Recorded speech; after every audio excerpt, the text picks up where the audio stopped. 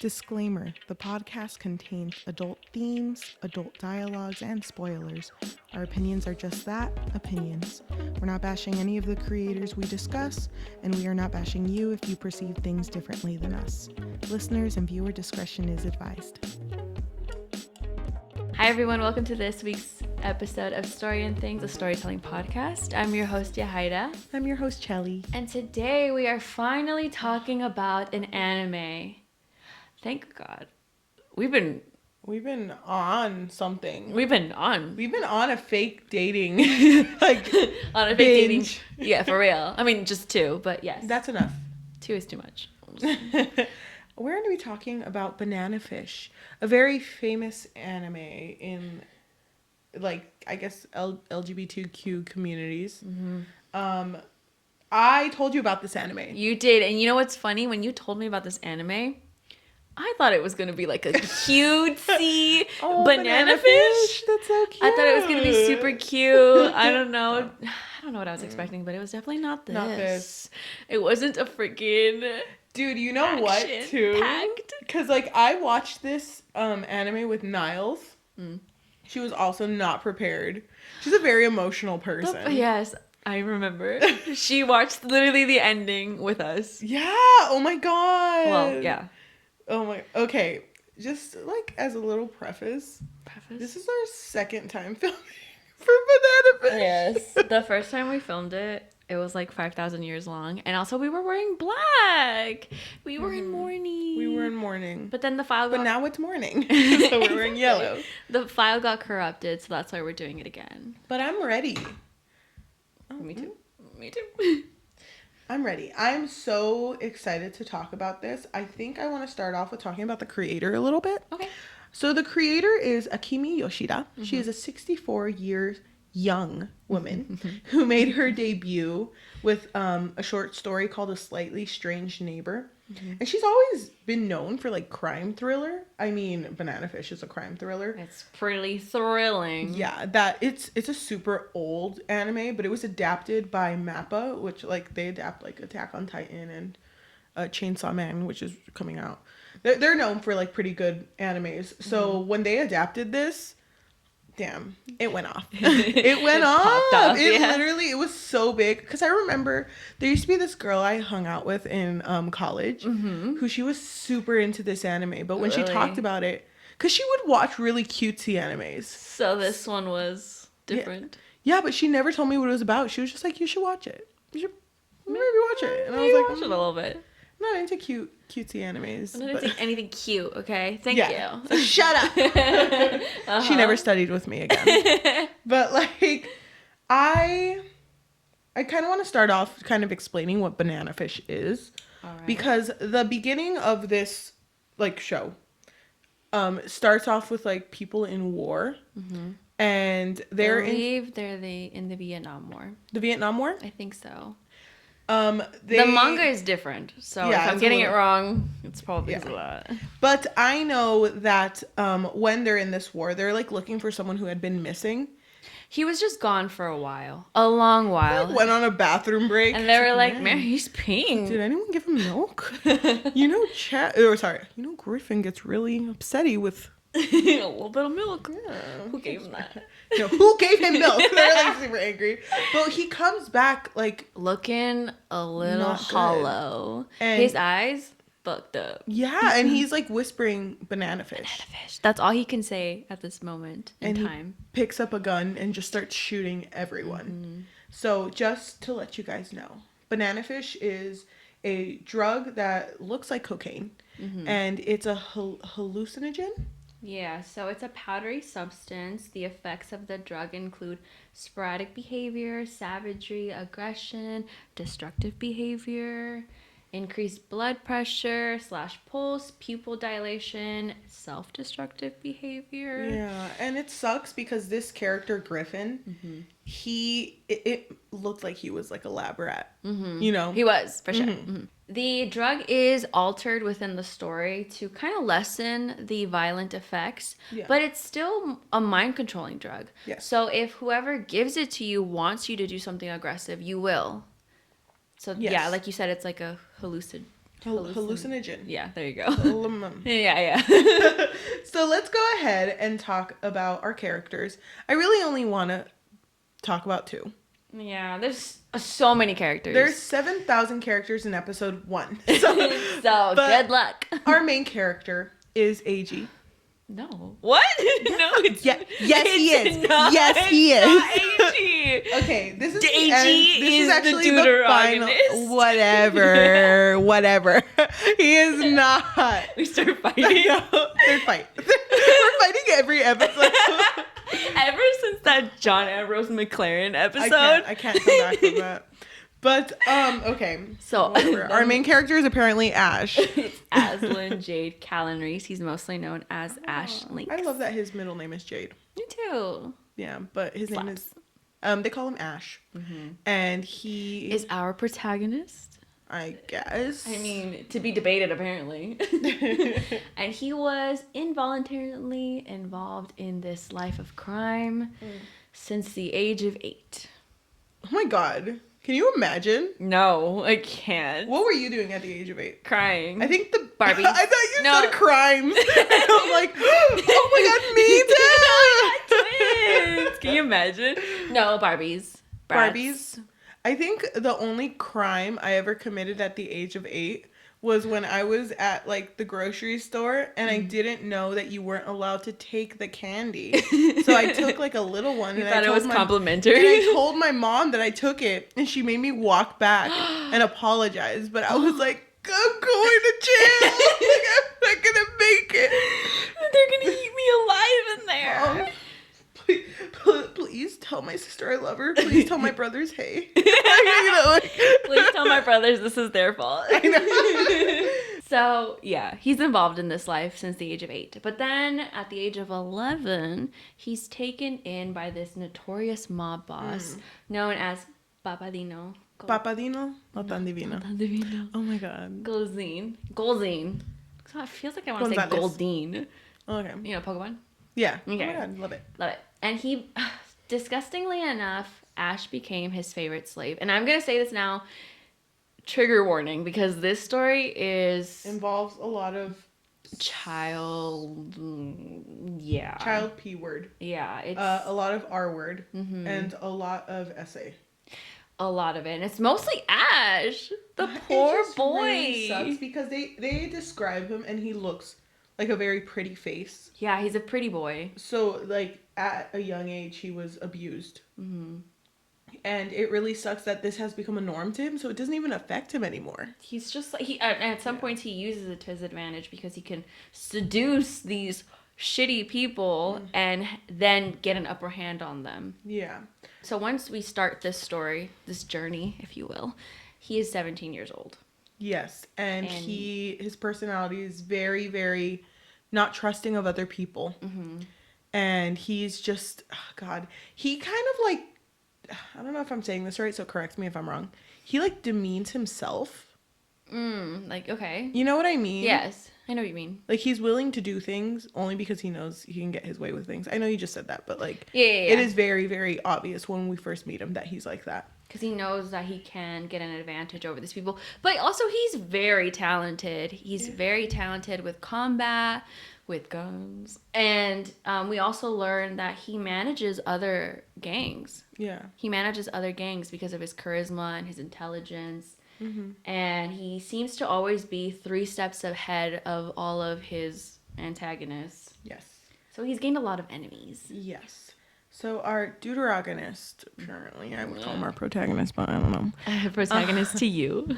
Our protagonist point 2 is our boy Eiji. Eiji. I love him. He is 19 and he is a Japanese college student who is actually traveling with another man whose name is Shunichi Ibe, who is here in America to interview Ash and just like the gang life, I guess. Yeah, weirdly enough. I want to interview gangs. Yeah, why not? Oh yeah, he's a photojournalist. Do you think that's kind of like that Invasive? wouldn't happen? No. That would not happen. I don't think the news outlets are allowed to talk about gangs. I don't think so either. No, Yeah. they usually don't. They're like, what gangs? Okay, I've never heard of a gang in my life. Gang? What gang? Yeah. No, I don't think it would fly. But, somehow he gets in contact with Ash. Or someone who gets in contact with Ash for him. And they set up a meeting to have this interview. While all this is happening, Ash, there's like a scene of him. He like goes into an alley and sees like a man just Because, like, gang life. like a normal Wednesday. You see a man dying and it's like, oh my God, again. And he like picks him up. Not another one. No. He's just trying to save him. No, but the guy whispers banana fish. Yes. And then says an address. Okay, so the guy's name is Stephen Thompson. Stephen Thompson gives him a necklace. And at the end of the necklace is banana fish, which Stephen Thompson stole the last remnant of banana fish. So banana fish was created by accident, okay? Oops, my bad. So whoever created it, they don't know how to create it again. So this last remnant is very important. So Stephen Thompson gives this last piece of banana fish to Ash. Ash takes it, and why does he care? Why does he care that he says banana fish? Because that's the same word that Griffin said. Yes. And Griffin is his older brother. His older half-brother. Ash's older brother. Oh my gosh. And by the way, because like we see Ash go home with like this necklace of banana fish and his brother is at home and he's like in a vegetative state. Yeah. And all he ever says is banana fish. Which sucks. Yeah. That really sucks. So of course he's trying to figure out how this connects to his brother. And Papadino, no tan divino. Yeah. He starts asking Ash, like, oh, did anybody sus talk to you? And so Ash is like, I mean, every day. A really bad joke. Like, only when I play Among Us. Papa. Yeah. So then that's how he knows that Papadino is somehow involved. Yes, with this. And so Ash, I don't know where he hides banana fish. He hides it somewhere. And then he figures out that Papadino and his men care. Because they ransack like his entire place. They're looking for banana fish. And the reason why he cares is because he can use this to manipulate everybody else and have them work under him. So he's a really bad person, okay? Yeah, that's why. Ash just wants to figure out how to help his brother. It's so sad. But okay, we're taken to the present time where This is present. Where we see Ash and Eiji first meeting for this interview. And by the way, there's this little kid. His name is Skipper. Skipper. Skipper. Skip, like the peanut butter. Yeah. Skip. I think it's Skipper. He calls him Skipper. No, yeah, it's Skip. But then he sometimes says Skip. Yeah. Okay, but anyway. There's this boy who's like really sweet. He's like literally looks 10 years old. He's a child. Yeah. And he's in this freaking gang life. He's in this life. Yeah, and he's like, oh yeah, I'll introduce you to Ash. Just be careful. He's so sweet too because also Ash really cares about Skip. Yeah. He's like the only person he really cares about. Well, one of them. But I mean, like we said, Ash has a very like not trusting personality. But as soon as he meets Eiji's just kind of a kid. Like he's 19, he's older than Ash, but he acts like a child because he's like, oh my God, you have a gun? Yeah. Can I hold it? Let me touch it. Can I touch the gun? Let me hold the gun. Give me your fucking gun. I know. Like, oh my God. Here you go, bitch. Yeah, but also because he's, okay, like we said, he's from Japan. There are no guns in Japan, according to Eiji. Or at least not, just around him. Yeah, and like in America, you can find them in the corner of the street. Yeah, exactly, for real. And so Ash, I think, can see the innocence in his eyes. Yeah. So he's just like, whatever. So he hands him his gun. He could have been shooting up the place. I know. And she's just like, oh my gosh, it's so heavy. It's heavier than I thought. I love it. And he hands it back and he's so considerate about it. He's like, oh my gosh, thank you so much for letting me hold your gun. And everybody around is like, oh my God. Is that Ash? Like, he would never. Ash? Last time I asked Ash if I can borrow the salt, he took my pinky, bro. Like, that's not Ash. Oh, he's been possessed. But okay, this is such a cute scene, but as soon as like things are going okay, shit hits the fan. There's a shootout. Okay, so you need to remind me because I don't remember the names, but there's a shootout, and it's the opposing like gang, Yeah. and the guy. It's not the opposing gang. It's just a gang. No. Yes, it is. No, it's not. No, it's not. We start fighting. Oh, again. it's a friend. Not a No, friend, not but friend. because Frenemy. Papadino has like, well, Papadino has like a bunch of people under him. Working under him, yes. And there's another guy whose name is Arthur. Mm-hmm. And Arthur, low-key, kind of looks like Ash, except, like, not as handsome. I thought you said he looked like Goku.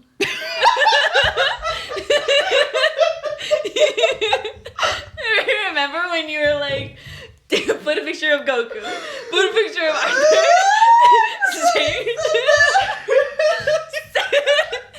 same guy.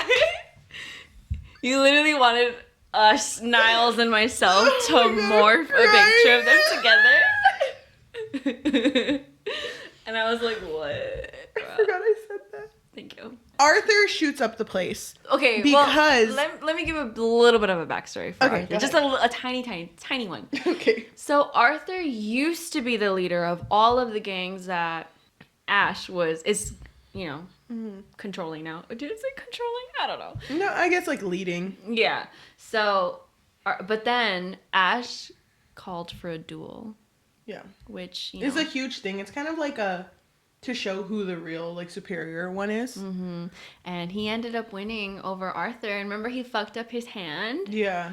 Not really. Not really. His hand is fine. He's just freaking overreacting. A little bit. Yeah, it literally looks like a little, like, scratch, but apparently he can't pull a trigger anymore. Yeah. Whatever. Anyway, so that's Arthur, and Arthur's pissed. Yeah, Arthur's like, you messed up my finger. I'm going to mess up your fucking life. Yeah, but Arthur is actually supposedly working under Ash now. Yeah, but he's betraying him. Because Papadino wanted to know if Ash had banana fish, mm-hmm. so Arthur went to go kidnap Ash. Mm-hmm. And while he was kidnapping Ash... He kidnapped Skipper mm-hmm. in order as like a ransom. Yeah. But while he was doing that, he accidentally also kidnaps Eiji. It's not an accident. It's kind of an accident. You know when you put your hand around someone, but you accidentally also put your hand around someone else, and it's like, I guess I'm married to both of them. Oh my God. You know? Yeah. Yeah. Mm-hmm. That happens all the time. I'm married to several people. But Okay. I can't get over the Goku thing. I'm still thinking about it. Ash runs out and tries to shoot at the Oh my God, car. I love this scene. Yeah, because his shot was like headshot. Yeah, his headshot, yeah. So okay, yeah, So good. They put Skip and Eiji in the back of a car, and then it's like two people holding them on both ends, and he ends up shooting the back of the head of one of the antagonists. Oops. And so then Ash ends up going to wherever they are, and he gives himself up, essentially. So now they're torturing him. But Skip and Eiji are still there. Yeah. Being held hostage. Yes. And then what happens? There's another guy who's there. I don't remember his name. You remember the big guy? What's his name? Honestly, he's not even important. There's a big guy who's known Ash for a really long time. And he has seen... because they used to film Ash getting abused. Child pee. Yeah, and so he would watch them, and he would even say, like, oh my God, miss those days. Yeah, it's and disgusting. he probably took part in it, too, Probably. if you think about it. Mm-hmm. And Ash was like, okay, I'm going to use this to my advantage. So he starts, like, kind of seducing this guy and gets the upper hand. So he beats him up. Yeah, he beats him up, and they run, and this is the part I was telling you about. They run, and then they crash into a wall. Ash is like, a wall? I can never. Well, okay, he's really hurt at this point because he was tortured. Okay, I guess. He was tortured. But he's thinking in his head that, you know what, I'll just give up Banana Fish because he wants to save Skip. Because he doesn't know Eiji yet, really. So, I mean, sure, maybe he does want to save him, but it's mostly Skip that he wants to save. Yeah. And this is when we find out, you know what, Eiji, our boy, he ain't useless. Not at this point. And so he literally pulls this, like, pole that's, like, attached to the wall. And it's funny because Skip is like, oh, hell yeah, we're going to fight our way through. Hell yeah. He's like, it's a little 10-year-old. She's like, put someone in front of me. But, like, exactly. But, like, Eiji's like, I used to be a pole vaulter. Yeah. So I can do it. And he's like, well, you don't even know what's on the other side. And he's like, there's not a mat on the other side, bro. But it's, like, stressing them both out. They're like, don't do this. Don't do this. But he ends up doing this. And this is when Ash just looks at him like, Oh, damn. oh, damn. Because he saw him. He was basically flying. He was flying, yeah. Over the wall. Yeah. And then you hear him land, and it's like a bunch of boxes, and Skipper's like, oh my fucking God, he's dead. But you hear Eiji, and he's like, I'm gonna go get help. I'll be right back. And he leaves. But while... And he gets help. Yeah, but I mean, while that's happening, Ash and Skip are left behind with that big guy who, you know, is gross. Yeah. And also Arthur is there, right? Because there's like that whole like fight. Yeah, okay, so Ash does have another friend. His name is Shorter Wong. He is the leader of the Chinese gang, or Chinese gangs. Yeah. And he pulls up because he's like, gotta save my boy. And so whenever they pull up, they start like shooting everybody, and also the police show up. Okay, so the big guy, the really disgusting big guy, is about to shoot Ash because his mentality is like, if I can't have you, no one can, right? Because he wants Ash, but he's also pissed because he can't have him. So he wants to kill him. And Skipper, which is that sweet 10-year-old boy, he's behind this disgusting man. So it's Skip, this gross guy, and then Ash on the other end. And Skip calls out for Ash, and that's when the disgusting guy turns and shoots him, kills him. Yeah. Right in front of Ash. Right in front of Ash. And Ash is obviously heartbroken because he loves Skip. And he's like, he goes after this guy to kill him. But then he ends up dead. And Ash is framed for it. Oh, yeah, because he's immediately taken to prison. Yeah, he's immediately taken into prison. So everything that's happening is happening because Papadino wants him to stay in prison because he wants to keep an eye on him because he knows that he has banana fish. So he's like, you know what? As long as I know where he is, then I feel content. I feel good, right? So he's in prison. That's where he meets Max Lobo. Oh my God, my favorite character. Is he really? Yeah. You literally said Eiji was. Okay, but now that he's not the protagonist, I don't care. I don't associate. Okay. Max Lobo. He is actually he was one of the soldiers who worked alongside Griffin. Yes. So he was the one that was close to Griffin when that was happening. Yeah, and we figure this out because while him and Ash are like getting to know each other, which isn't great because Ash literally just all he has to do is stand there and guys will be gross around him. It's so infuriating because I get it, he's a pretty boy, but like, why is everyone disgusting? Like everyone wants to take advantage of him. So it's yeah. Okay, anyway. But you know, like he's having a horrible time, but Ash is like also like mentally having a horrible time because he actually had left Banana Fish with a doctor. His name is Dr. Meredith. And he has the remnants of Banana Fish along with his brother Griffin there. Yeah, so Griffin is with Dr. Meredith and he's kind of like watching him. Also, the doctor's trying to figure out the components of Banana Fish because they want to know like what the hell is in this. Yeah. And so okay, hold on. I do want to bring up, too, that the relationship that Max and Ash have is kind of built off of guilt in the beginning because Max feels really guilty that he couldn't help Griffin, who apparently was one of his best friends during this time. Because he shot Griffin. And that's why... I mean, he had to. Yeah. He was going crazy. Yeah, he shot his legs to stop him from killing everybody else. Yeah, so Ash does not really like Max, but there's not really much, you know. Not much to do about it. Yeah, I mean, they're in prison together. They can't really request to, like, you know. Ash is kind of stressed because he knows that eventually Papadino will figure out who has Banana Fish because he has so many men working under him. So he wants to find a way to get it away from Dr. Meredith's hands. But I mean, how is he going to do that if he has no one that he trusts, you know? Exactly. Yeah. So he allows these other guys in prison to beat him up so that he can go to the nurse's office. And he asks for a capsule. It's so horrible, too. I'm sorry. It's like they're gross with him. Yeah, they're gross. Oh, for sure. God. Everybody is gross with him. It makes me so... Yeah. Angry because I feel so bad for him. So he asks for a painkiller, which is a capsule. It's like the ones that you can open, you know? Yeah. So he opens it. He puts a little letter in there, you know, a little tiny one. Yeah. And he's like, I got to get this out, you know? Somehow. Exactly. So what's the best way to get it out? Well, okay, wait. Can you explain one thing to me that I don't really understand? Max Lobo had actually been keeping a correspondence with Eiji and Shunichi. But that's because Max Lobo also knew Shunichi before. Somehow, I think it's because they used to both be journalists Yeah. together, I think so, right? Yeah. Okay, so just so you know, I think so. I don't know. They know each other in that weird realm of things. So there is a moment where Ash and Eiji meet again. And it's because... So they're visiting. They're It's detention Eiji, center. Yeah. Shunichi, and Matt. a police Oh. officer. Who I believe You're his name right. is Charlie. Yeah. Or it could be the other one. I don't know. Doesn't really matter what their Who names cares? are. Yeah. But they're visiting. When they say goodbye, Ash kisses Eiji. Yeah. And freaking it's funny freaking because tongue and everything. I know Shinichi's like watching and he's like, that's like Eiji's first kiss. Like, you can tell by the way He's like, that man's standing. He doesn't even know how to kiss. Yeah, him. he doesn't know what's going on right now. Poor Eiji though, he looks so flustered. Anyway, He did. he immediately excuses himself to the bathroom afterwards, and so he sees the capsule in his mouth, opens it, and he's like, "Find Shorter Wong."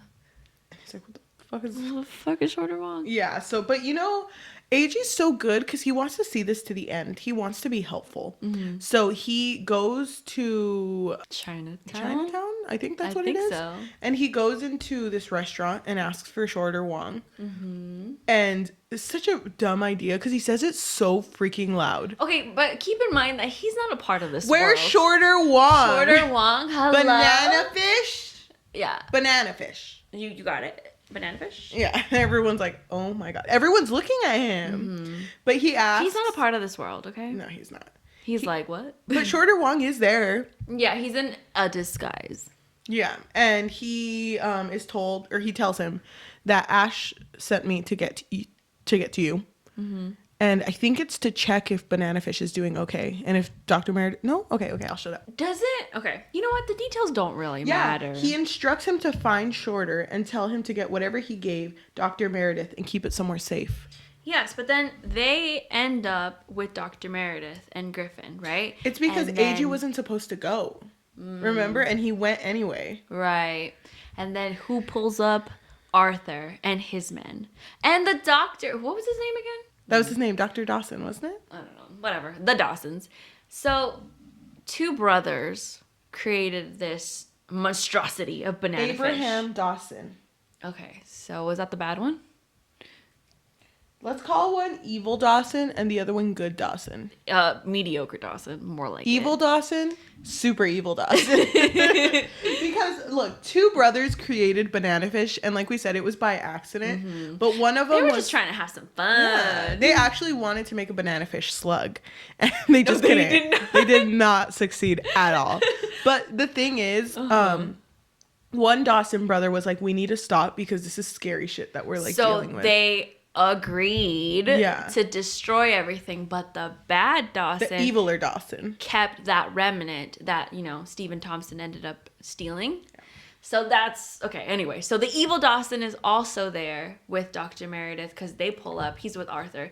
They pull up and they're like, give it to me. Give it to me.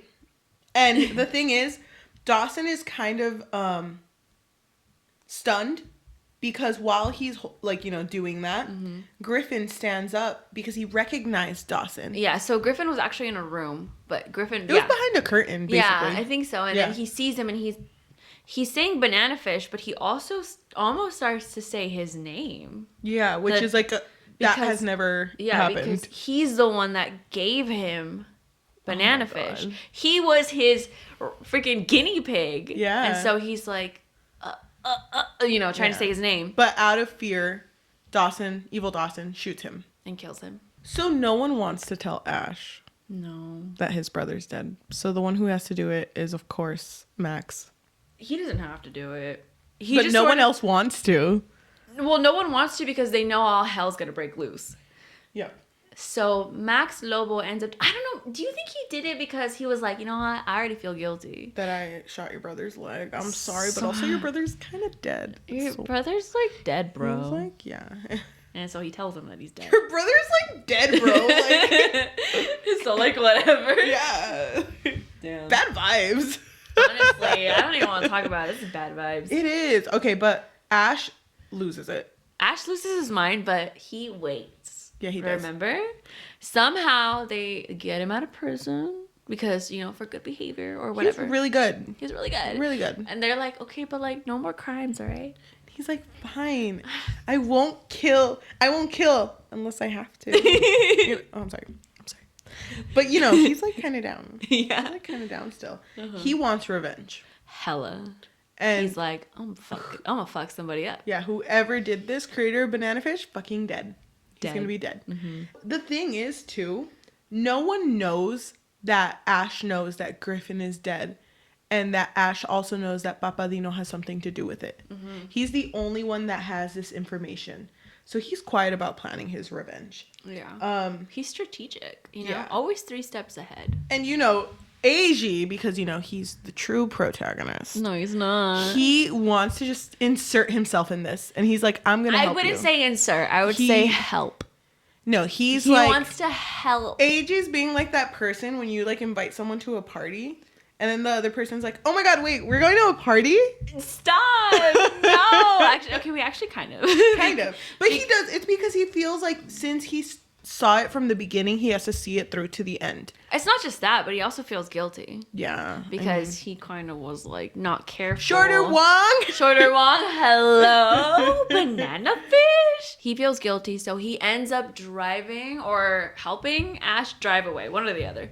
Yeah. And so they are driving off to the sunset, trying to find Papadino. Right? He's trying to, because he wants to kill him. Remember?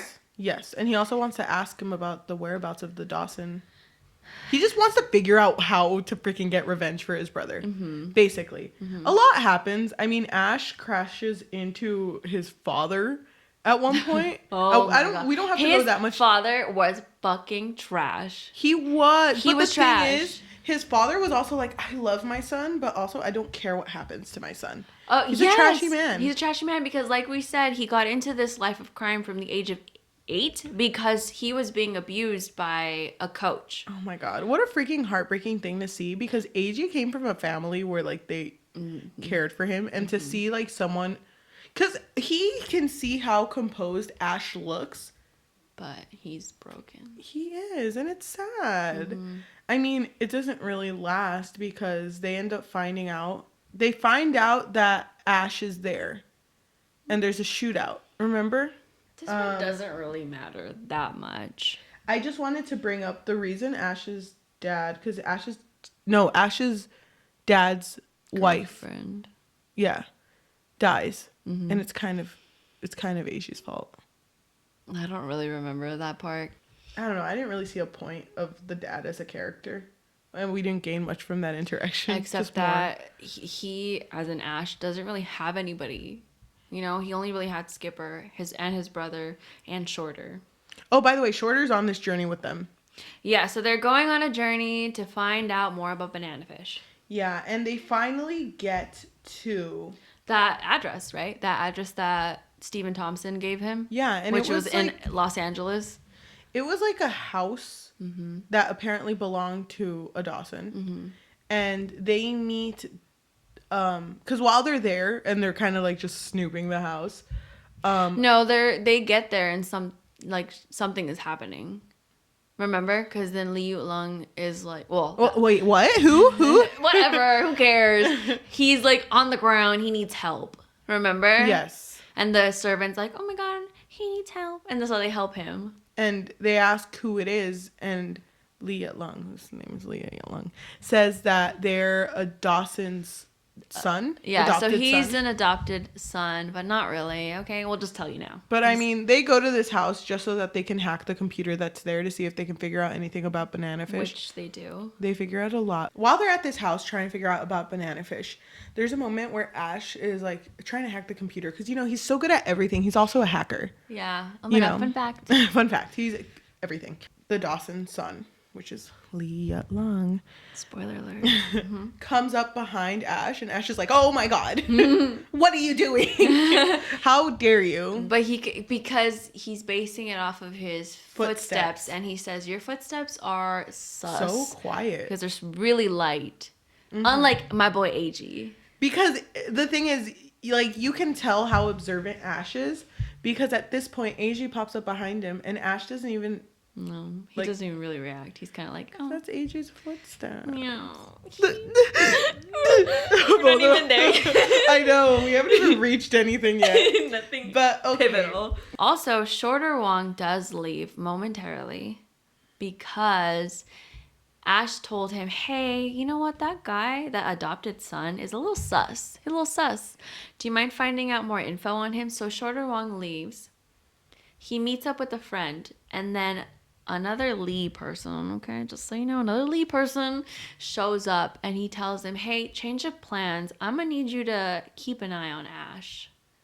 Because... it sucks. You know what? We're going to have to betray this man. And he's like, that's my boy. Ash? It really sucks, too, because Shorter Wong also does not trust Lee Long, but because they're part of the, like, Chinese gang, they all have, like, the solidarity between each other, and it sucks. And not to mention, there's like this moment where Shorter Wong is talking to the Dawson son, Lee Long, and says like, oh, you remind me a lot about Eiji. You look and remind me, because they're both like pretty boys, and look very innocent. But okay, while all of this is happening, no, he's not. While all of this is happening, all of a sudden, for some reason, Max's ex-wife is in trouble. We don't really have to get into it. So Max and Ash leave because they want to go save, Max's wife. But it's a setup. It's a setup because as soon as Shunichi, which is the interviewer that's with Eiji, as soon as they're left alone, Lee Long is like, okay, Shorter. Mask off. I know, Shorter, you gotta put these boys down. And like, oh my god, this scene is so freaking sad because while Shorter is doing this, because he gives them it's a needle that paralyzes them. But they're still aware. Yeah, they're still aware of what's going on, but they can't move. But it's so sad because Shorter is like talking to Eiji while this is happening, and it's like, I'm so sorry. Yeah. Like, I just know that I didn't want to do this. And I really, really care about you guys. I did not want to do this. And I feel like we should already explain Lee Long because I think it's getting a little confusing. Dawson's son, Lee Long. Lee Long. So there's no Dawson's son. Yeah, he's obviously just there pretending. He's actually a part of the Lee clan. Yeah. Which the Lee clan is above Shorter's authority, right? Yeah. Because obviously, yeah, they're telling him, no, you gotta betray Ash. You're a buddy. So the Lee clan is this really powerful mafia, and it makes up Lee Long and his two brothers. So it's Lee Wang Long and Lee Hua Long. Okay. So those are his brothers. So just so you know, they're this really powerful clan. Yeah. They're working alongside Papadino Golzine because they know about Banana Fish. Oh, yeah. So that's why they're trying to target Ash and stop him from finding out more about it. Yeah. So they take Eiji. Shorter goes too. Shunichi Iba stays behind. They take him away, and then that's when Ash and Max, it's just those two, right?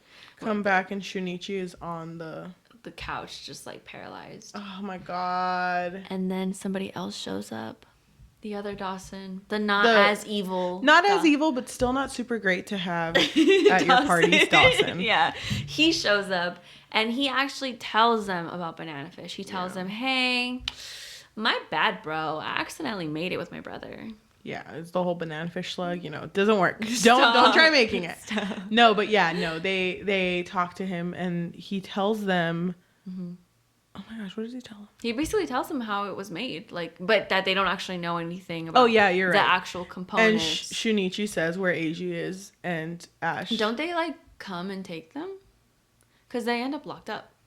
When they get to Papadino's place, Eiji is taken to Papadino's room. That's not the right. Okay, yeah. And they're just kind of like, oh yeah, if you want to have your way with him, go ahead. But then also Lee Lung, the one who was pretending to be a Dawson's son, because he's so pretty, they're like, as a sign of our gratitude, like from the Lee clan, Yeah. you can take Lee Lung too if you want. Yeah, the brothers are like Lee Lung is actually a half sibling to the Yeah. other Yeah. Lee brothers, and they're just giving him up, kind of like a prize. Like, Yeah. you know what? He's yours. But then before they separate, they tell him, "Hey, keep an eye out on Babadino Galzin," because they want him to find out everything about Banana Fish. Oh my gosh. And this is such a scary scene because I thought that Eiji was going to be R-worded. Yeah, because they're in his bedroom. Yeah, they are. And they're not dressed. They're not dressed, no. Oh my God. But something happens, and Papadino has to leave and he puts in a key code to get out. And freaking Lee Yut Long is like, okay, I got it. I know exactly what the code is. Yeah. Yeah, 235. Obviously. It's 1111. No, but so basic. Lee Yut Lung sees it and gets out, and Eiji doesn't, right? Because Eiji isn't he tied up? Yeah, he's handcuffed. Yeah, he doesn't get out, and they come back for him. So the evil Dawson is there, and we find out that he is really sinister, way more sinister than you would expect, because he is trying to figure out how your brain works under Banana Fish. So now the super evil Dawson, he just keeps getting worse. Villainous Dawson is like, you know what? We got to test Banana Fish, you know, just like to show Papadino and also a bunch of like politicians. Yes, because Babadino is trying to show them like, oh, we can use this against other countries, right? Like we can influence Political figures to say certain things. Exactly. Or get like soldiers to fight wars. So, you know, he has a bigger picture here. You know, it's not just about him, although he wants to be on top. Shorter is tied up, and unfortunately he is given Banana Fish. And they grab Eiji and they show him to Shorter, and they tell him, this man you need to kill. You need to kill this man. And like we said, it is a mind controlling drug, and whoever gives it to you, or whoever is around you, I suppose, who tells you what to do. If they tell you to do something, you have to do it, because your heart's like, it's erratic if you don't do it. It's also like a sense of death, right? It was something like that. It feels horrible. Like you have to. You can't fight it. Yeah, and exactly. And then the evil Dawson also says that even when you do complete whatever task you're given, you still feel those exact same effects, and that's why it's self-destructive, because eventually you'll just end up, you know, hurting yourself. So it doesn't matter. Exactly. It doesn't matter that he does it or doesn't do it. So Ash, Max, Lobo, and Shunichi end up arriving, and they tie them up in kind of like this arena type of area.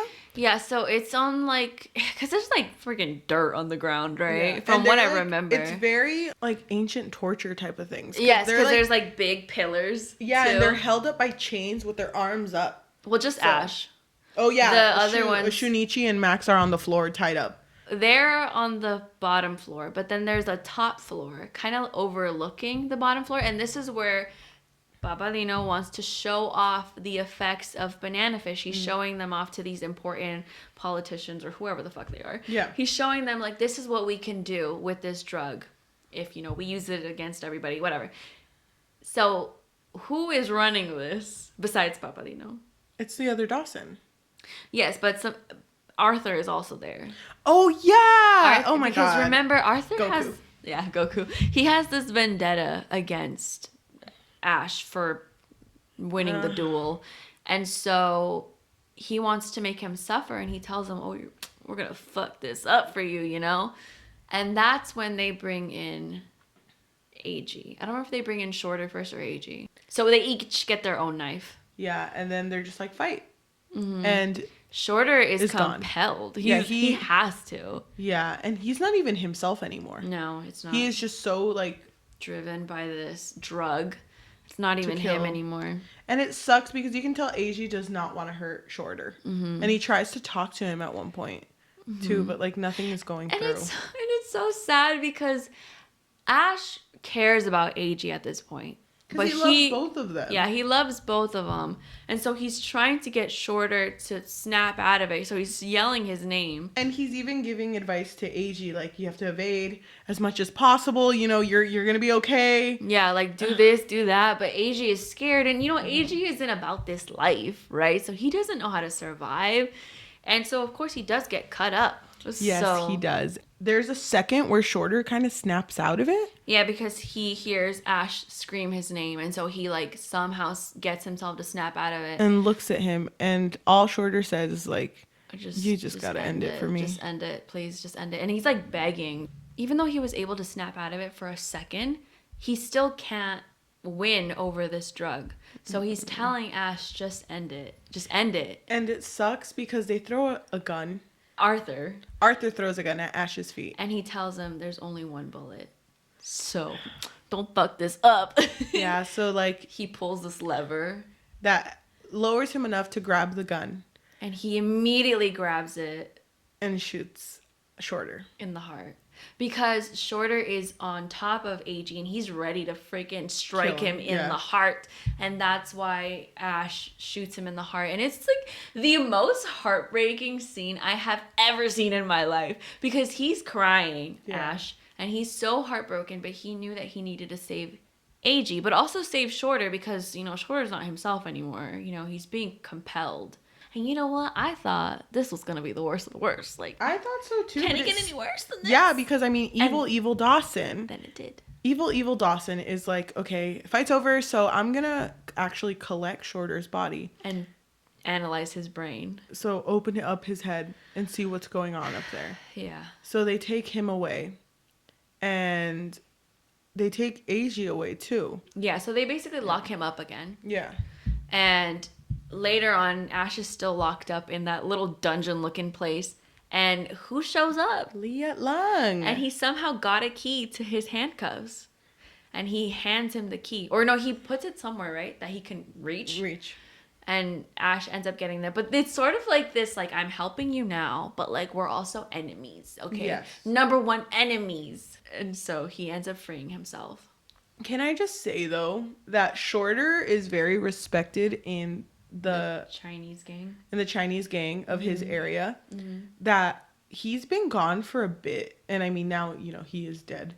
But he's been gone for a bit, so they actually send someone to go check if Shorter's okay. Well, it's the whole group. Oh yeah, you're right. It's a whole but group, the leader of this group is Sing. He's 13. So Sing is the one who was right below Shorter. So he doesn't know it yet, but he's the new leader now. Yeah, he does. Oh, you're right. He doesn't know it. He doesn't know it yet. He goes to help. To break out Shorter because they don't know that he's dead yet. And, you know, Ash is still over here trying to find Dawson. No, he's trying to find Eiji. Okay, so he saves Eiji first, and there's he's like, help. And yeah. Not even. There's like a lot of shooting. Exactly. There's a lot of shooting going on in this moment because everybody's, you know, going crazy a little bit. And so he saves Eiji, and in this moment, he lets Eiji stay with someone from the Chinese gang. Don't remember who. Someone trustworthy. Yes, and he's like, watch him. Okay? Yeah. Watch him. And so Eiji stays with them, and he's like, I'll be back for you. Don't worry about it. So then Ash goes back inside because he's determined to get Shorter back. Or, his body. His body, because out of respect. Yeah, out of respect because he did love him. Oh my God. That was his bestie. But when he goes to where the villainous Dawson is. The villainous. It doesn't even show Shorter. But it's like implied that he's opened up. Yeah. Oh my God, that's disgusting. And it sucks because the evil Dawson is so like, he's so excited. It sucks because he's so like, oh my God, yes, I'm about to fuck shit up. And then Ash literally goes berserk. He freaking shoots the evil Dawson and keeps shooting Hella him. goes off on him. He empties his gun. Yeah. Yeah. And there's only a few instances where Ash does this out of pure anger. This was the first instance. Yes, because Ash, you know. But you know what sucks? I know, I'm great. But you know what sucks? What? That all of this was going on, and out of respect, lights Shorter's body on fire because he at least deserves a proper, like... Death. Or not even just that. He also doesn't want anybody to mess with his brain. Yeah, exactly. But Singh... Pops in. And he's like, is that my boy? Wait, is that my boy? Is that my slightly toasted boy? He's like, wait, I recognize those sunglasses, bitch. That was his boy. Yeah. But the thing is, Singh was like, did you kill Shorter? Mm-hmm. But Ash doesn't answer because it's a long fucking story. And Ash was like, it's barely Wednesday, bitch. It's been a fucking day saying, you know what, don't ask me shit. Yeah. So he doesn't tell him what happens. But it's assumed that he thinks that Ash killed Shorter. That's and so sad. he's like, you know what, I may be smaller, I may be younger. He starts rapping the Never Say Never by Jaden Smith. Like, he's bigger than me, taller than me. So yeah, he's like going hard, and then Ash is like, I'm gonna go. I'll just go. Yeah, but anyway, can we skip a little bit because this is a very complicated story. When you think the end is near, it's not. It's not near. Really We can skip around actually to episode 11. Aw. So Ash and It's not even that much Eiji, skipping. because Eiji is so set on getting revenge and just killing all these people involved. Eiji. Oh, I'm sorry. Whoa, imagine. Eiji. Ash is so set on getting revenge and killing all those people involved. But also, he does not want to get rid of Eiji from his side because he does feel that it's safer to have Eiji with him. Because he thinks that only he can keep him safe. Because also, there are people who are targeting Eiji to get to Ash. So they want to hurt Eiji. But don't you feel it was kind of selfish of him, too, to want Eiji next to him? Because Eiji had plane tickets to go back to Japan. But he didn't want to go back to Japan. Hold on. I know he didn't want to, but he should have. But he didn't want to. Okay, good point. But he also should have, is my rebuttal. But no, I get what you mean. Because you know what? There's this thing called free will. You're right. Just kidding. Free William. They're at Ash's hideout. Mm-hmm. And I want to talk about this moment because, like, this is the first time in the anime where Eiji and Ash have, like, a moment of friendship. Like, it felt so, like, okay, they've been friends, but it's like a weird, like, what type of anime am I watching? It feels like a cutesy anime. Yeah. Because even the music was like freaking More lighthearted. upbeat. I was like, oh hell yeah. Talk about how you're scared of pumpkins, bitch. Yes. Oh my So God. it is revealed that the only fear that Ash has is fucking pumpkins. Because of like something that happened in Halloween. But I just think it's really cute. Like we learn a little bit about him. And even Eiji mentions that, like, damn, we're like still teens. Yeah, we're kind of young. And Ash is here going through a lot. So also in this moment, they have this really vulnerable moment together. Mostly Ash, because he's someone who has had to deal with so much fucking bullshit in his life, unfortunately. And it sucks because Ash is constantly having to go through these people who are trying to take away his autonomy. And we know that Ash isn't superhuman. Yeah. Just start crying with you. Because in a lot of stories that are similar to this one, a lot of the times the protagonist is able to just fucking brush shit off and just freaking walk around like he didn't just get beat up. I remember you said you really liked that because, like, when Ash gets hurt, he slows down. That's how you said it. Yeah, he's actually slowed down. He's not this superhuman person. He's just human, you know? He's a 17-year-old boy. Please don't cry. Okay, anyway. If he's hurt, stabbed, tortured, wounded, whatever, it's very evident that he's slowed down. So in episode 11, they also have this moment together, and it's revealed that he has nightmares. He has a lot of nightmares. Yeah. And the reason why I think it's super important is because, you know, everybody sees him as this like badass character. Never scared of anything. Not scared of anything. Yeah. Always 3 steps ahead. Yes. And he is sleeping with Eiji, but like in twin beds. Yeah. And Eiji notices that he's having these constant nightmares. And there's this moment where he's actually like, he breaks down. he freaking cracks, bro. And then Eiji is comforting him. Mm-hmm. And Ash tells him that there's so much blood on my hands. When he was abused, when he was 8, Yeah. he says, I didn't feel anything.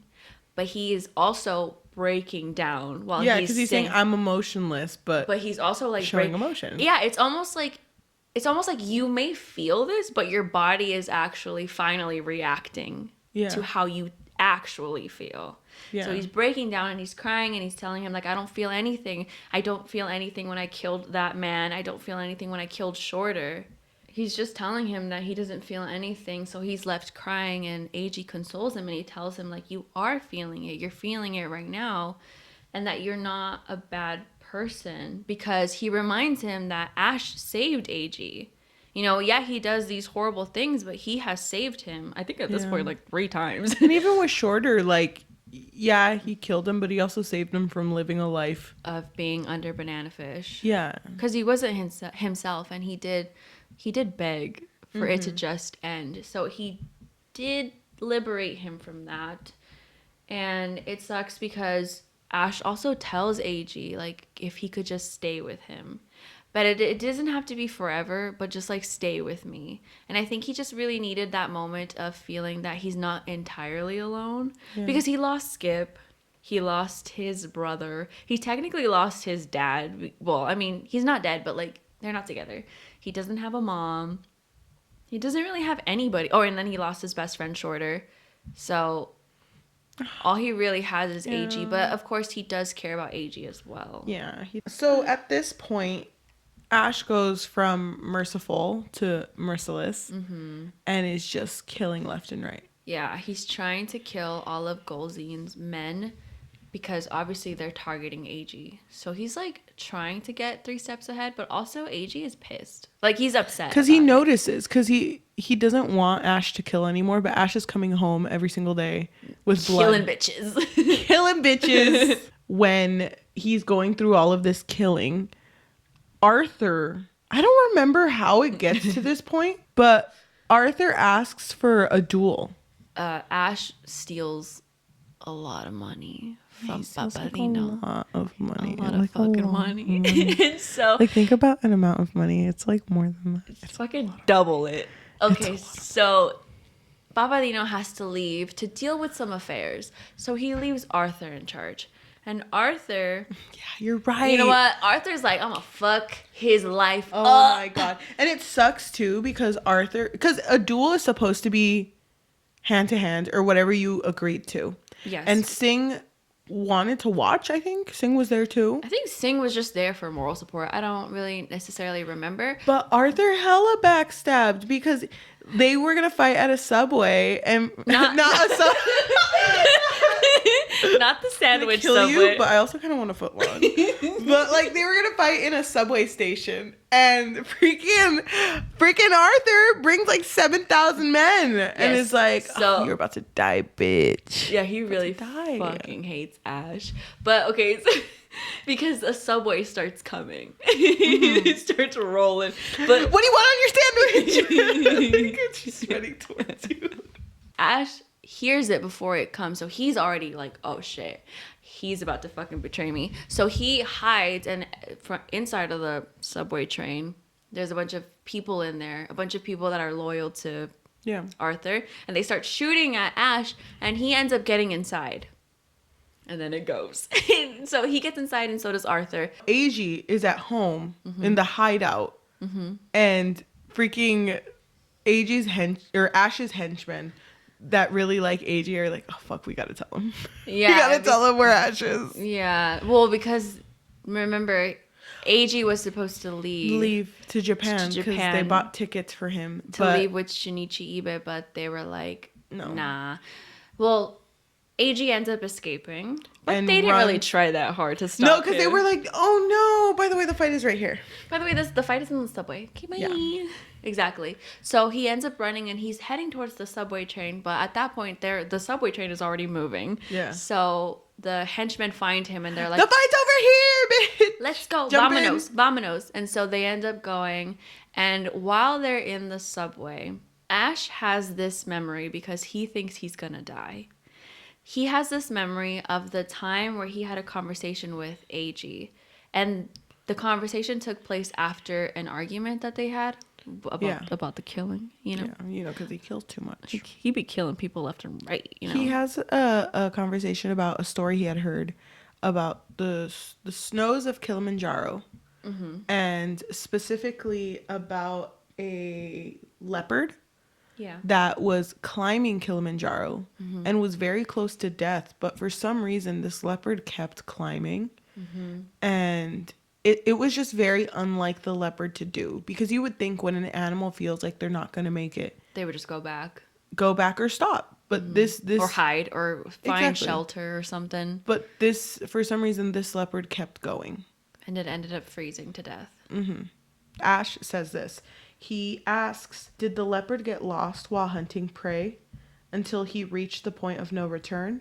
Or had he climbed higher and higher as if possessed by some urge and collapsed trying? Either way, he must have known that he wouldn't be able to make it back.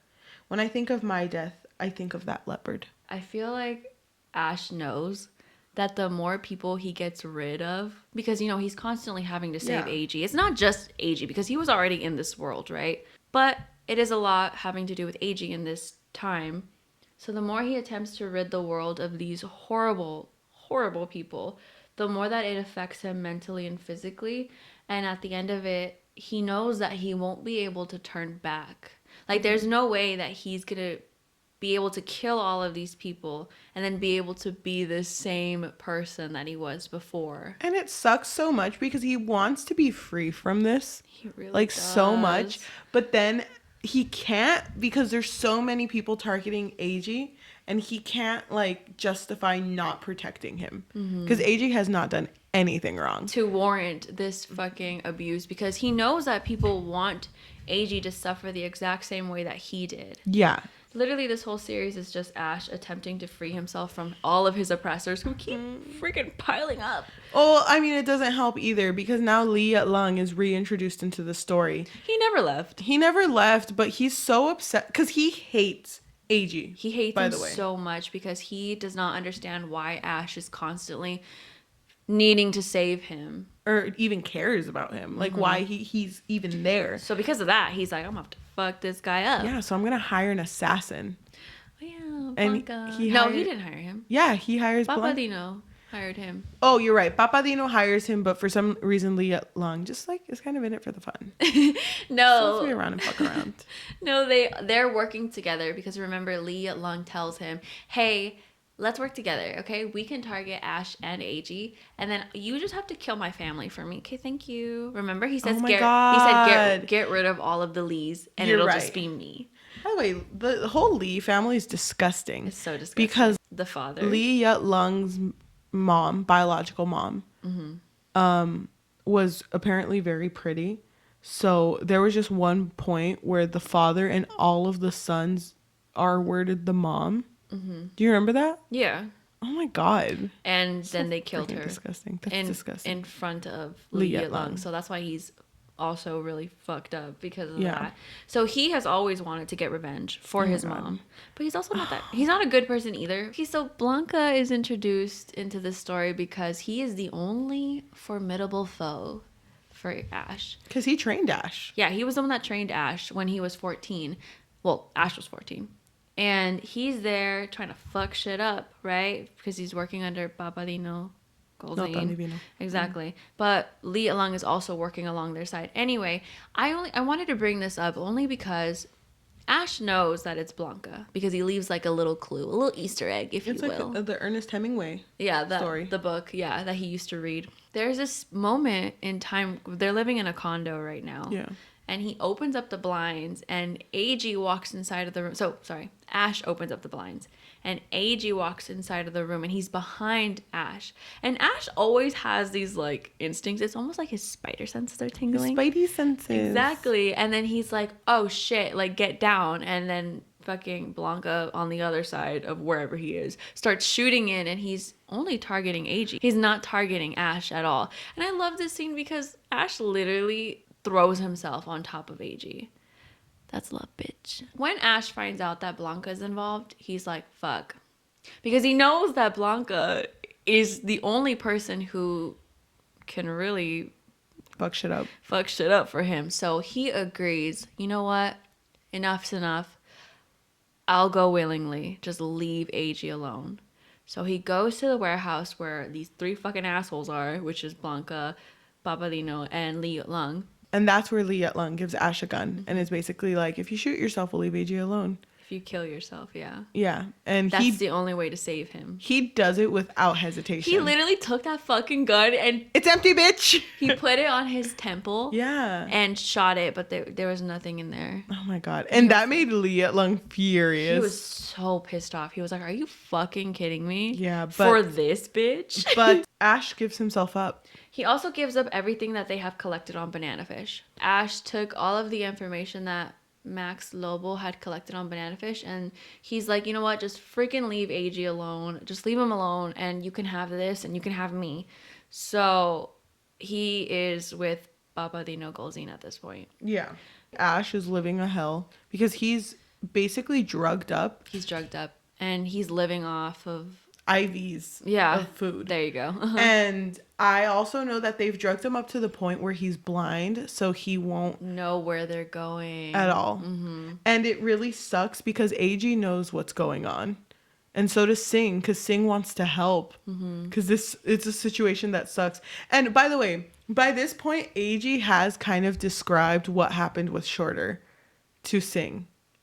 No, Shorter finds out through Liu Lung. Liu Lung just tells him. Sing really likes Eiji and is willing to like help him out, help Ash. And so they really want to help Ash because like there's like they can see what's happening to him and he looks freaking miserable. Yeah. So they plan to break in to Papadino no Tan Divino's place. Yes. While there's like a party. I think it's a party. It's like a gathering. A little get together. Yeah. I love that. I like this scene a lot because even though Ash is drugged, he immediately recognizes Eiji's voice. But this scene also really freaking sucks because this is the closest that Eiji has ever gotten to killing someone. Which he didn't, but he could have. But he didn't. He could have, though. Because, like, the thing was, Papadino was right next to Ash. And, you know, Eiji saw Ash and screamed Ash. And Ash was like, oh my god, my boy, he's here. Eiji shoots at Papadino and is able to stun him. I think he just shoots him in the arm. Or in the shoulder. And they make a run for it. They like fight in the subway for a while. I'm trying to skip ahead. Yeah. They fight in the subway for a while. They get into this like hiding spot, which I think is the Chinese mafia's hiding spot. Right? And while they're here at the Chinese mafia, people aren't too keen about having Ash around. Yeah, but it's mostly just one person because it only takes one though. It only takes one because Li Lung is trying to infiltrate on these members that are with or around Ash, and he's telling them like, why don't you just like shoot him a little, like, no, but not Ash, which Eiji. Really sucks too because that's Li Lung. It really sucks too because all of this is going on. But also remember, Sing is the leader of this group. And there's a moment where Sing has a little breakdown in front of Ash. Do you remember that? Because he's like, what the fuck am I supposed to do? Yeah. Like, he's 15 and he's dealing with this shit. The reason why he's having a meltdown also is because between this and breaking Ash out, they steal or they abduct a few members of his gang. Yeah. And so he's like, I have to go save them, obviously, because he's the leader. And so it'll look bad if he doesn't do anything for them. So he's like, oh, I have to go save them. And so he's feeling really overwhelmed of his position. So he does have a breakdown with Ash. And Ash is just kind of like, you just kind of... sucky job. So yeah, you just got to do it. I don't know what to tell you, friend. I am going to skip forward a little bit. We skipped the fact that he killed Arthur. Oh! Goku's dead. Oh yeah. So we forgot. Okay. By the way, that Subway fight at Subway, Eat Fresh, Ash did kill Arthur. So Arthur's fucking dead. It was disgusting because remember, Arthur licked the blood off his knife, and he was like, delicious. delicious. You taste really good. Is that type B? But like favorite. Okay, but I do want to skip forward. Yeah, so anyway, just so because we forgot to mention that. Yeah. So there's a moment that Ash and Eiji have on a rooftop, and it's really cute because Ash is going through so much shit, and Eiji's like, I mean, get over it. But also, he talks about how when he went to America, his sister gave him a good luck charm. They're in America. Yeah, that's why when Eiji went to America, his sister gave him a good luck charm. Oh, you mean to take with him? Before? Yeah, before he Okay, came to America. Okay. Gave him a good luck charm, but he was like, it's kind of useless though, because she gave me a love charm. And it's kind of like, damn, you're with your boy though. It's not useless. It's not useless. And it sucks because they continue to have these moments. There's this moment where like, because throughout the story at this point, Eiji keeps bringing up, why don't you just move to Japan? Yes, like over there, he keeps no mentioning guns. it. He keeps mentioning it like you can just leave this life behind. Yeah. No guns, like you said. No guns, all funds. You know? Funds, but with a D. Oh my gosh. So then like at one point, Eiji is teaching Ash. Yes, while they're in their hideout. Japanese. Mm-hmm. Yeah, and he's just teaching him words, and he's teaching him goodbye, which is sayonara. Oh, he's teaching him the basics. Yeah, but then he teaches him sayonara. He teaches him goodbye. They're sitting across from each other on a table, and he's teaching him how to say sayonara. So Ash's back is to the door, and the door is open, and that's when the two Chinese gang people that Li Lung was trying to compel to kill Eiji, they pop in and they start shooting, but Eiji thinks that it's for Ash, so he immediately shoves him away to protect him. And it wasn't for Ash. It was for Eiji. It was for Eiji, and Eiji gets shot, and it's a critical spot. Yeah, and immediately is pulled away. He just falls. Yeah, but he's taken away because he's not gonna make it. No, yeah. But before he's pulled away, this is the second time that Ash loses his mind because he immediately kills the one closest to the door, but the other person is like running out down the hallway, and he chases after them. Literally no hesitation at all. He's like feral. Yeah, for real. All force. Exactly, for real. And he literally empties his gun again on somebody else. Mm-hmm. He literally keeps shooting him. And he would have kept shooting him too, but then Sing sees him and he stops him. He's like, dude, chill. Like, calm down. Okay, so this shit is happening, right? Eiji does go to the hospital. And it sucks because like this is not just like a fight that happened. This is now like the position of gang leaders. Like, okay, the Chinese gang just messed up. Yeah. Like the trust that we had with Ash. So Sing is like, okay. But like Ash wasn't gonna do anything though. No, he wasn't. He wouldn't have done anything. But Sing is very like by the book. He's by the book, and it's like people are gonna say something, and it's so embarrassing that my men did that to you. So we should have a duel. Yeah. So Sing talks about a duel, but he also does it because he needs Ash's help to get his men back. You know, the ones that were abducted. But for his men to do that, it's kind of like, first we have to have this before that happens. They agreed for it to be after. We'll fight after you help me. After we get my men back, then we'll fight.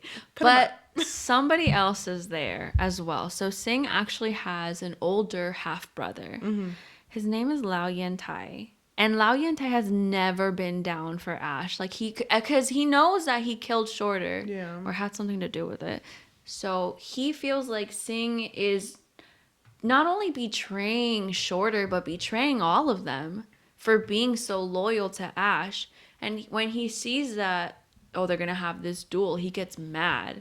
And he's just like, no, like, what are you doing? Why are you going to do this? So he ends up leaving out of rebellion, right? Because he's sick and tired of Sing not being his own person, essentially. But like, honestly, he should mind his own business. I know. I know you're my half brother, but you're really being a half bother right now. Oh my god! So shut the fuck up. But Lao Yantai leaves because he's just sick of it. So Ash, near the end, knows that he has to fuck shit up. Mm-hmm. So he goes to the hospital to say like a final goodbye to Eiji. A final sayonara. And he's crying. Yeah. He's crying because that's his boy. Oh, yeah, he says goodbye to Eiji, which Eiji is like knocked out at first, but he's hearing him in his unconscious state. He's like, who's saying goodbye to me? Anyway, so then Ash is leaving the hospital room, and Eiji is fucking pulling himself from the wall. Like, he's holding onto the wall, and he's like, wait, don't go. But they don't even really get a moment together because somebody is like running down the hallway because Ash is a wanted man. Yeah, he is. And so, It sucks because as soon as they see him, the two officers in the beginning, who don't matter, it don't matter. start running towards Ash. And even though he wants to help Eiji, who is like freaking crawling on the walls, Eiji still tells him, just go, just leave. yeah, you have to go or they're gonna catch you. Yeah. So like they say goodbye, but like it wasn't a good one, you know. Nope, it's not a good one. Okay. Anyway, let's just get to the end. What happens at the end? Oh my god! Parking Did we even garage? talk about Colonel Fox? No, because he doesn't matter. Okay, there's a freaking final fight with final this boss. this old ass man called Colonel Fox, who is disgusting and had his way with Ash at one point of the story that we didn't really mention. But the only reason he did it wasn't because of lust, but because of power over Ash, which is disgusting. But they have this final fight. It's at a parking garage. It is, but the only thing we have to mention is that Ash does win, but he was really close to dying, but only survived because there was one bullet that helped him, and it was the bullet from Papadino's gun. Papadino. Okay, so Colonel Fox betrays Papadino. Therefore, Papadino wants to get revenge on Colonel Fox. Colonel Fox is fucking fighting Ash, and then Colonel Fox thought he killed Papadino, but Papadino ends up shooting Colonel Fox dead. And Papadino, is holding his gun towards Ash, but he is like already like dying because he's losing a lot of blood. So he just falls off the edge. He falls off the edge of the parking garage and dies. But the thing is, too, who's holding... Because while all this is happening, the briefcase to everything about Banana Fish is there. Mm-hmm. But Sing is also there. Yeah. So there's a lot happening. There's a part where Ash basically has to choose to either save Sing. So Sing is holding the briefcase, and somehow he ends up falling, but Ash grabs him. And it's off a building, like a high-ass building that will get you killed. Yeah, the parking garage has a lot of levels to it, and I think they're on the very like high, top, one of the top ones. And Sing falls, and he's holding the briefcase to everything that has Banana Fish. Like, everything in there is in this briefcase. And Ash grabs Sing, and he tells him, just let it go. Because he'd rather save Sing. And I just find it so... It's, like, sad. But it's, like, nice to know that even through all of these freaking tribulations, he is still a good person at heart. Because he could have let Sing die. Yeah. And by the way, they still didn't have their duel. They didn't. They were set to have a duel. And it like, even like thinking about it logically, that the mafia group, the Chinese mafia group, has fucked him over. Mm-hmm. So he could have. He could have just, but shove him off. Sing's a kid. Yeah. And I think but so is Ash. That. Yeah, but I mean, Sing's 15. Oh, also, Ash did have a birthday throughout this. He's 18 now. Happy birthday, Ash. Happy birthday, thank you. But okay, he does end up choosing Sing, and but there was enough information that was leaked because people had videos of child pee. Yeah, and that was leaked. That politicians had these videos, so that was enough to kind of kind of like ruin their lives. Stir the pot. Yep. Yeah. But we're taken to the end of the story. And Eiji is getting admitted out of the hospital. Don't you kind of wish that it just ended there?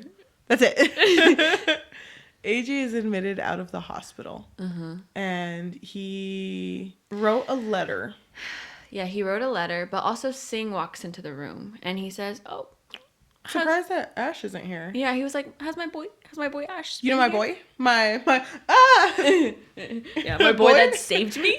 Ash? Yeah, is he here? And he was like, no, he hasn't come to see me. Do you mind giving him this letter? Mm-hmm.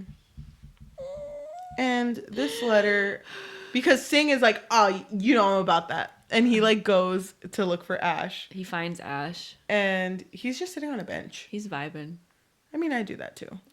But he's outside. He gives Ash this letter. And do you want me to read the letter? Because last time I read it. Sure.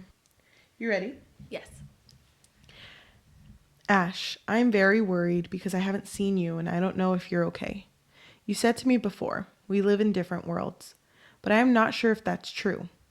We are from different countries and our skin and eyes are different colors, but so what? We are friends. Isn't that enough? What else do we need? I'm very happy I came to America. I made many friends here. Above all, I met you, Ash. You asked me many times if you scare me, but I never actually felt scared of you, not even once. For the first time I met you. From the first time I met you. Actually, I always felt that you are hurt much more than me, that your spirit is wounded. I know you are much smarter than me and bigger and stronger, but even so, I always wanted to protect you. Funny, isn't it? But what did I want to protect you from? I think I wanted to protect you from your future, because your fate was sweeping you away like a flood. Do you remember telling me about that leopard in the Hemingway book? He died at the top of the mountain, and you said he knew he will never get back down. But I said you are not a leopard and that you can change your future. It's true, Ash, you can change your fate. You are not alone. Ash, I am with you. My soul is always with you. Sayonara, America. Sayonara, New York. But I am not saying sayonara to you, Ash, because this isn't a goodbye. I know we'll see each other again someday. You are my best friend, Ash. It sucks because Ash reads this. Well, okay, so he only reads. Are you crying? Yeah, a little. So he only reads half of the letter, okay? And then he's like, nah, I gotta go find my boy. Well, we can assume, right? Because also, when he took out the letter, there was one ticket to Japan in there. Oh, yes. Remember? Because he was like, you gotta come visit me, beach. So he's like, gets up from the bench and he's like running. But then what happens, Cheli? You remember? You thought, oh my God. Do you remember Lau? You literally thought that someone just bumped into him. Oops! But I immediately knew that this story was so fucking heartbreaking. Yeah. I knew they couldn't even fucking give me this. Sing's half-brother Lao Yantai, the one that was angry and left. saw Ash and took this opportunity, because he's probably been watching him for a while, took this opportunity to just stab him. And the thing was... In the abdomen.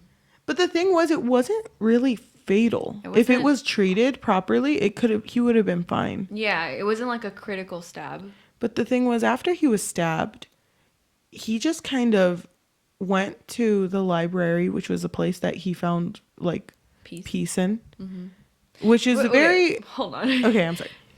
When he was stabbed, he shoots Lao Yantai, but he also doesn't hit him in a critical spot. Oh, you're right. And I don't think anything was said in the anime, but in the manga, they kind of insinuate like, oh, you missed my vital organs. Yeah. And I think it was Lao Yantai that says, you missed mine too, asshole. But Lao Yantai ends up dying. He's literally on the ground and he just dies. So Ash grabs his letter and he's bleeding, slowly. And then he walks to the library, which was his happy place. And pause, because while all of this is happening, Eiji is leaving. He's leaving. He's like at the airport and Sing catches up to him. And even though Ash was like so set on not seeing Eiji go out, Sing tells him, oh, by the way. He says, see you soon. Yeah. And so now we're taken back to Ash, who's in the library. Because this is finishing that letter that you read. Because he finishes it in the library. And he smiles and he puts his head down. And he's... dead. Vibing.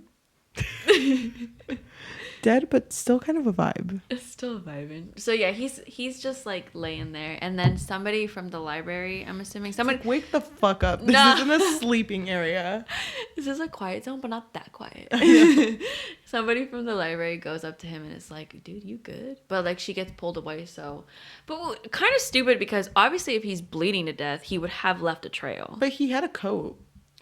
Excuse me? Maybe he was just like pulling it all together. Probably. And then it's all gonna like end up like bunching up, so it's just gonna like release all at once. Oh god. So yeah, that's how it ends. In the anime, they really wanted, from my interpretation, they wanted it to be more of an ambiguous ending. But no, in the manga, it's very clear that he's dead, because they even had a sequel, or short sequel, that kind of was following Sing, Yeah. And we know for sure that Ash didn't make it. Because Singh kept in contact with Eiji. And you want to know something that's like fucked up too? There's like a thing that when you are mournful, you don't cut your hair. And he never cut his hair. But the thing is, though, at the end of that story, he cuts his hair. I guess that's bittersweet, right? It is bittersweet. Because it's like... Because he's lived his whole life. And he's just like, I'm ready. I'm ready. Okay. Oh, God. I guess. Okay, well, before we talk about this, how do you feel? Sad. Still?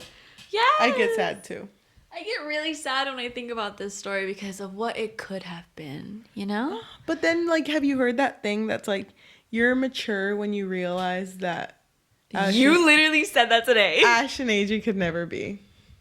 Well, then I guess I'm not mature. Thank you. But I mean, I get where they're coming from because, like, if Who you are you to dictate maturity? Okay, but hello, hello. Who are you, God?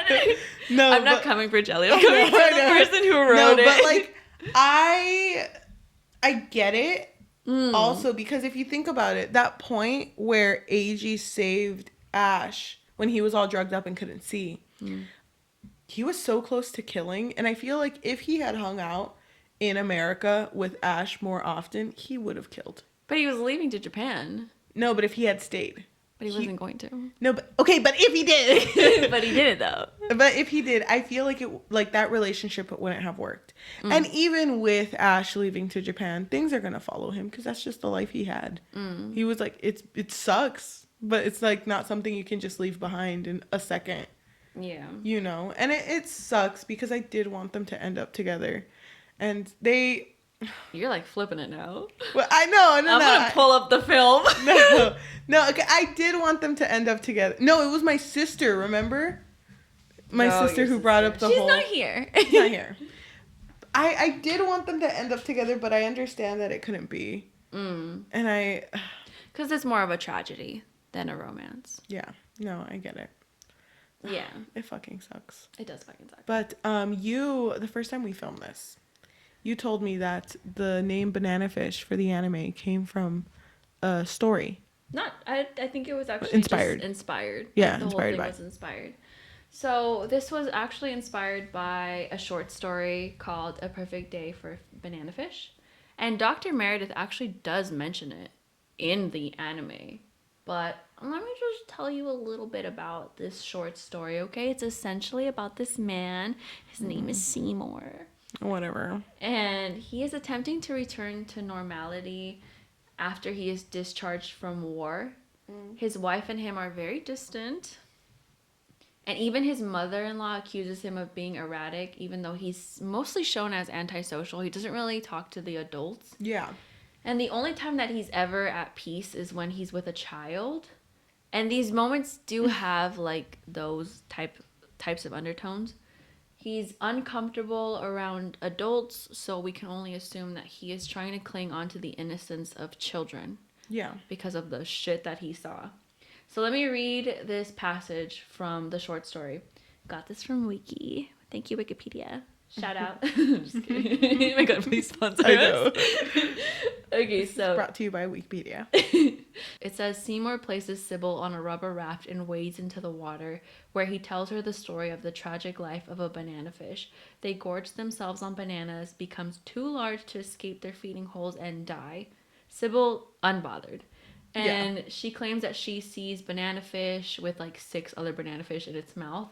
So then Seymour kisses the arch of her foot, but then returns her to shore where they depart and they separate. Why did he do that? Because he's fucking weird. So once he is alone and he's returning to the hotel, he becomes less affable. He starts this argument with a woman in an elevator, accusing her of staring at his feet. And he's calling her a goddamn sneak. He returns to his hotel room where his wife is sleeping or taking a nap. And that's when he grabs a pistol from his luggage and shoots himself. So what was assumed was that he killed himself before he could do anything to Sybil. Which I don't know if he did anything to any other children. He was close, though. with Sybil. Do you think the reason that he popped off on that girl in the elevator was because, like, you know, he had just done that to the kid? Yeah, I think so. I think he was probably feeling like, oh shit, that's weird. Don't look at my feet, you know? Yeah.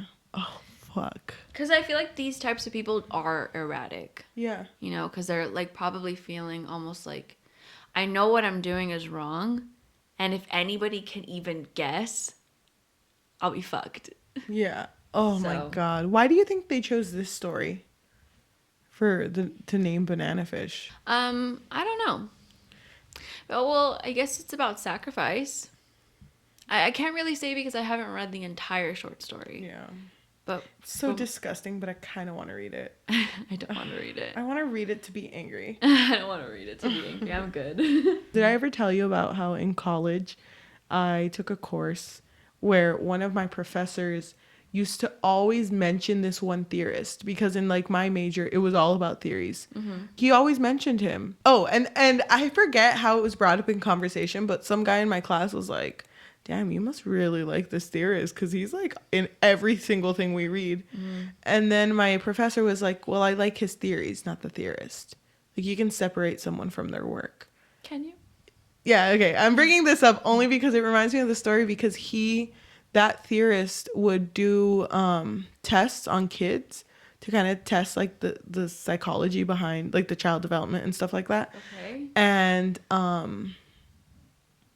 he was accused because he moved around in a lot of states, and he was accused of SA with a bunch of little boys. Aww. And the thing is, near the end, he wrote a letter that just said, you're going to hear a lot of things about me, but I didn't do it. Fucking bitch. And he took a gun and walked straight into the forest, and they never found him. Where is he? He's like hiding. Still in a walking. cave. He's like hiding in a fucking cave. Oh my god, yeah. That's disgusting. Yeah, that's why it's like crazy. We were just talking about that too. Like, are you a monster if you didn't commit? If you're like constantly thinking of doing something malicious, are you actually malicious? Because you didn't do it. But then, like, think about Ash too, because he does these malicious things, but he's so good at heart and was put like in this situation. But he was forced into this life. He was forced into this life, but because you committed these things, does that make you a bad person? I don't know. I don't know. You know where I'm coming from. Yeah, I don't know. I think it depends on the person. I'm like stressing you out, but what if? No, it really does depend on the person. I don't think he's that bad, you know? Like, they kind of deserved it a little bit. You know what I mean? Yeah, I get it. They deserved it. I get it. But I don't agree. Uh-huh. Oh my god. So every episode had a different Title from a book. Mm-hmm. There was one episode that was named Catcher in the Rye. The last one. Oh my god. Oh my god. That makes me so sad. Because you read it, right? Oh, Catcher high in the school. Rye. Yeah, I mean, we all read it. Did you? No, I mean, did we all read it? Did you read it? Okay, Dora. Answer now. No, Catcher in the Rye was basically about this character, Holden Caulfield. Who was fucking annoying. He basically believed that he was better than everyone else and everyone around him is a phony. But he always considered himself the catcher in the rye. Which basically means... What is rye? Isn't it that type of Like wheat? tall wheat? Yeah, the tall... So if kids are running in this rye, which you can't see the kids. The cat... Because, they have the sickle that is, like, taking down all the rye. Mm-hmm. But he's the catcher who is pulling out the kids so that they don't get hurt. Yeah, but also the cliff, remember? If they're running around in the rye, they can't see. Oh, you're right. They can't see the edge of the cliff. You're right, I was wrong. So he's trying to catch them before they fall off the cliff because they can't see it. And that kind of parallels to how Ash felt towards Eiji. Mm-hmm. He didn't want him to experience his life. So he was always trying to protect him from it. Thank God that nothing actually happened. I mean, actually thank the writer. Yeah, that nothing... I think that it was really smart to not let anything happen to Eiji.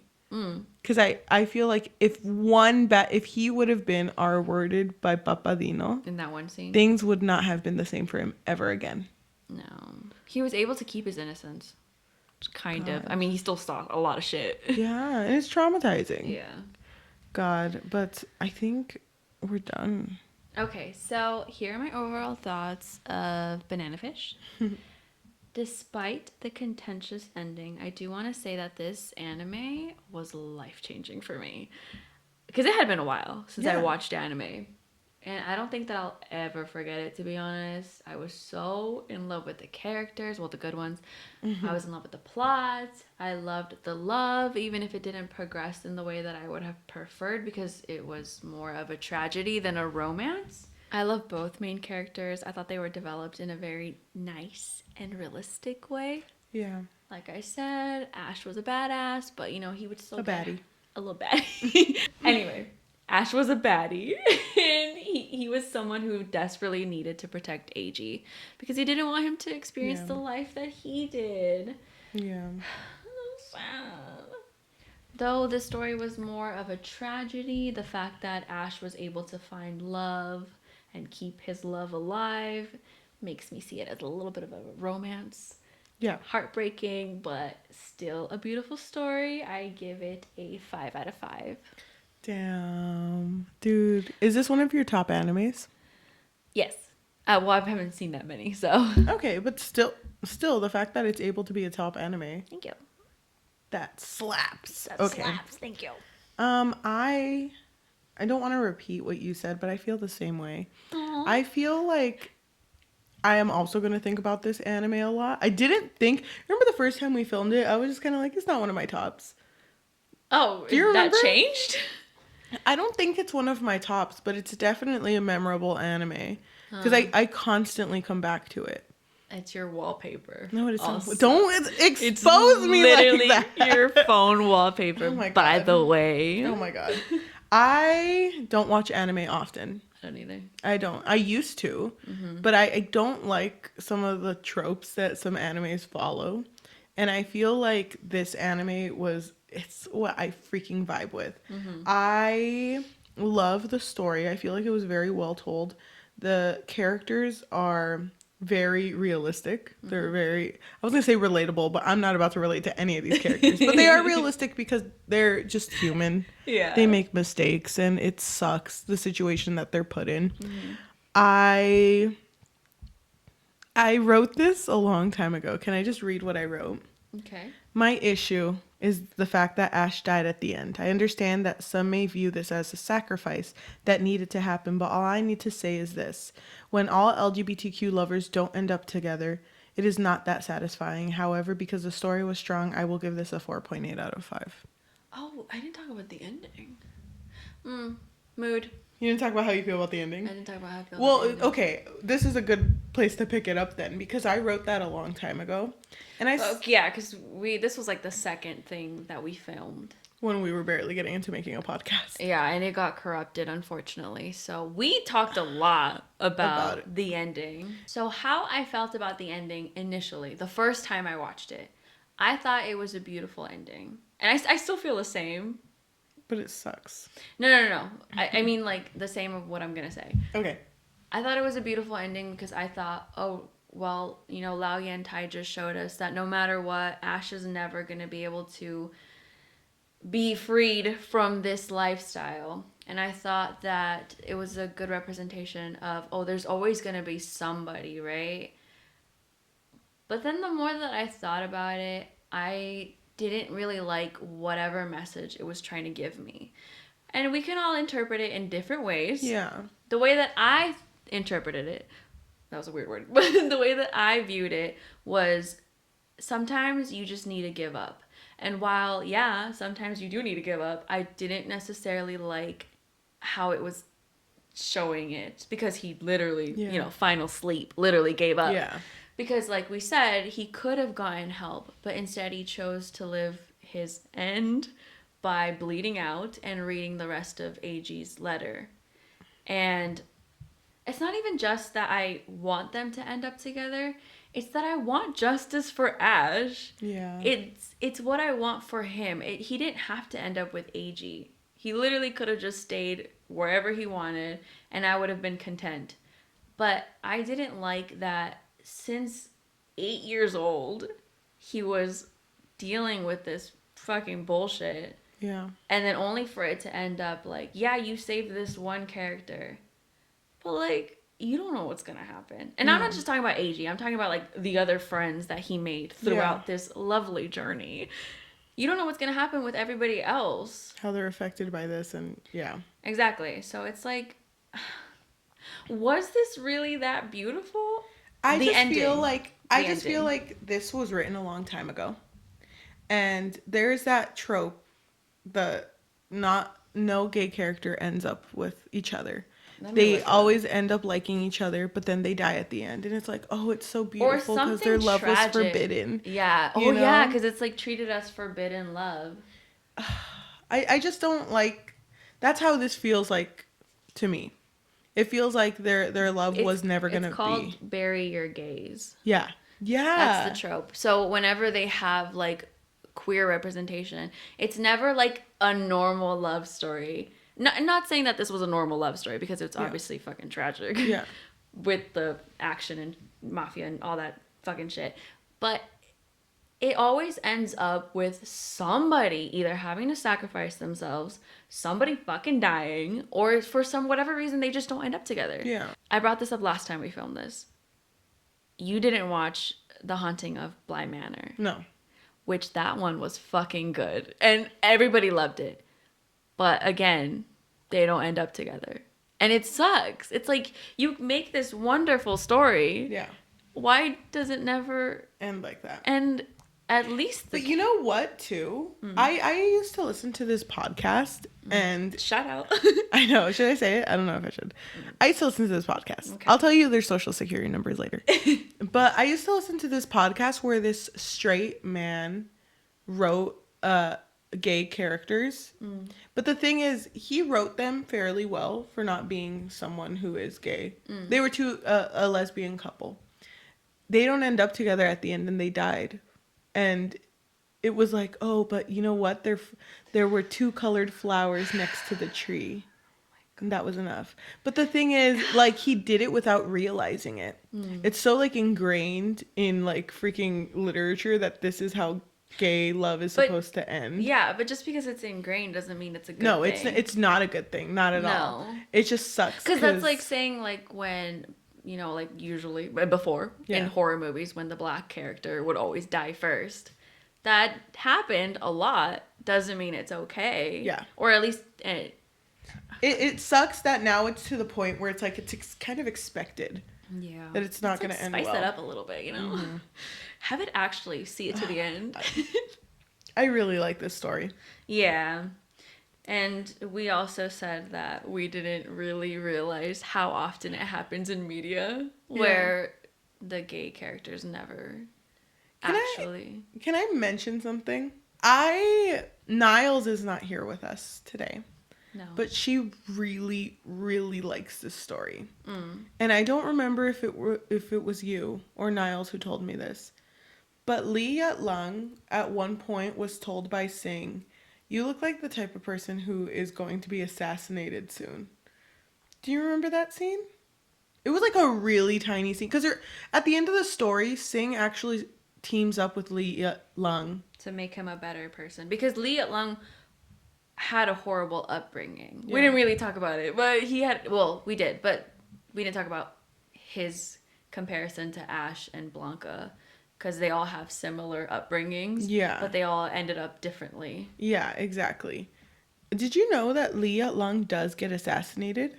No, I didn't. He gets assassinated. Why would you tell me like that? Because he lived his prophecy that he was going to die. All of them lived their prophecy. Like, they chose this life and they all ended up dying. That sucks. And in the way that was expected, you know?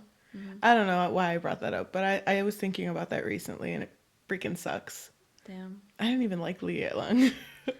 No, I didn't either, but that's still really sad, though. Yeah. Did you know that I told you, like, 2 weeks ago? That the author apparently wrote another ending with a bunch of fans. Yeah, I didn't see it, though. I haven't read it either. We should read it. Right now? Not right now. It's going to freaking take forever. But we should read it. It'll be like a bonus episode. I'm down. Because I need closure. Wine and read. Wine and read. Yeah.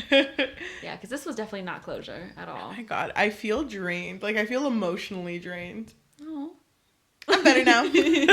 Oh. I think we're done. I think we're done. I want to say thank you for everyone who stuck around to watch while I finished an entire cup of orange juice. No, I don't know what I'm allowed to say.